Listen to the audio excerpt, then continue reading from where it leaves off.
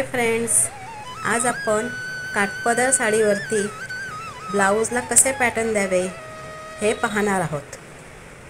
टेलरकडे गेल्यानंतर पहिला प्रश्न आपल्याला तोच पडतो की ब्लाऊजला काय पॅटर्न द्यावे।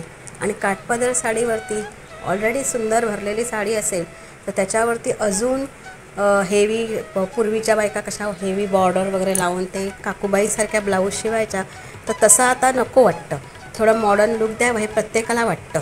त्यामुळे तुमच्यासाठी हे मी स्लीव्सचे छान पॅटर्न घेऊन आले आहे। असे पॅटर्न तुम्ही टेलरकडे जाऊन त्याप्रमाणे जर ब्लाऊज शिवून घेतलात तर काठपदर साडीला अजूनच खूप शो येईल आणि तुम्ही खूप ग्लॅमरस दिसाल, छान दिसाल। त्याच्यामुळे तुम्ही हे पॅटर्न पहा, आवडल्यास मला कमेंट्स करून नक्की सांगा, आपल्या मैत्रिणींमध्ये शेअर करा। आपल्या चॅनलवरती न्यू असाल तर चॅनलला सबस्क्राईब करा, बेल आयकन प्रेस करा जेणेकरून न्यू व्हिडिओचे नोटिफिकेशन तुम्हाला लगेचच मिळेल।